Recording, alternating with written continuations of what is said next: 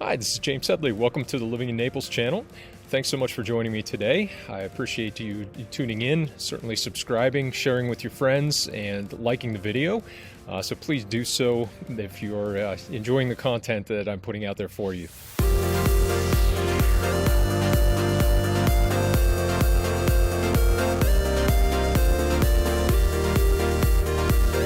Without further ado, I want to dive into the topic of today's conversation, and that's really the 5 key questions that I think can help you as you make a decision whether to buy here in Southwest Florida, and if the answer to that is yes, help you to structure that search and make sure that you find the right home for you today, but also, almost as importantly, in the future.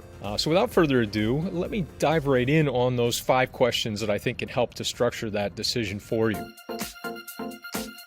First and foremost, think about how much time you'll be spending here over the foreseeable future, and maybe break that down. I mean, how much time will you be spending there in the next 3 years in this home, next 5 years, next 10 years, 15, 20? Think about what your time horizon is for that home, and is there anything that might dramatically alter that timeline? Because certainly, if you think about it, if you're going to be spending a month on and off, maybe even 2 months over the next 10 to 15 years, the home that you're looking for here might look very different than if 3 to 5 years from now you plan to be spending the entire winter here.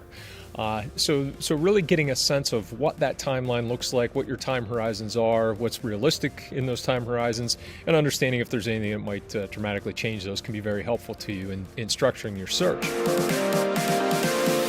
Second, think about how many people are going to be using this home, and specifically how many people are going to be using this home routinely at the same time. Are you looking at having just your immediate family, just you and a spouse or significant other, maybe you and another couple, or is this the place where you and the children and grandchildren are going to congregate for holidays? Are you going to be entertaining lots of couples weekends at this home?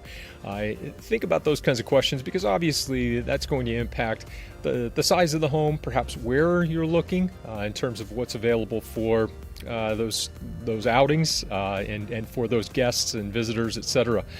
So definitely think about what the use of the home is going to be and what those numbers look like in terms of the usage of the home. And that brings us to the third question that I think is key, and that is, what's your ideal stay look like?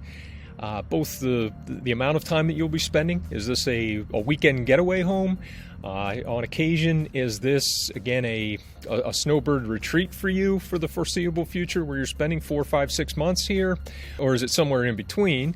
And in addition to duration, what will you plan to do while you're here?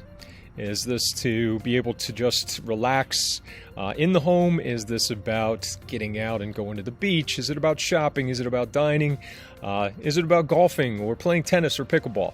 Understanding what those decisions or what those factors look like and what your answers to those questions are is really going to help to shape where you want to look and where you want to focus your home search. Brings us to number 4. How do you feel about renting out the home when you're not using it personally?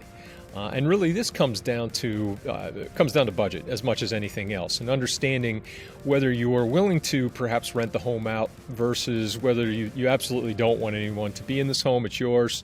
Can really impact the budget that you might be looking at in a purchase. The fifth and final question I think you should be asking is, is this going to be the retirement or forever home for you? And if indeed that's the case, I mean, if this is the last home that you purchase in Naples or Marco Island, will you be using it on a full-time basis, living here year-round at that time? Or do you think you'll still be a snowbird? I mean, obviously, again, this is both a budget factor as well as a narrowing in on the type of home that might be right for you factor.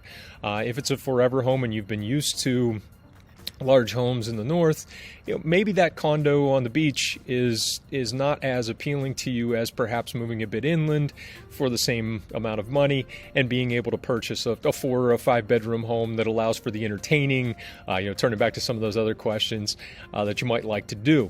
and allow you to spread out a bit and not give up so many of those belongings if you're making the move full time. Whereas if you're thinking about this as a perhaps snowbird move, as a couple of months even for the rest of your lives, maybe something a little bit smaller, but in a golf community that you really desire, or on the beach or near the beach, or in a boating community, or on a canal to allow you to boat. Really weighing all these factors together, looking at those 5 questions in total, and thinking about the trade-offs that each of them entails. That's something that I'd love to have the opportunity to have a conversation with you about, to help you to identify which home is going to be right for you today. But again, which home is going to be right for you in 10, 15, 20, 40, 50 years, whatever that time horizon looks like.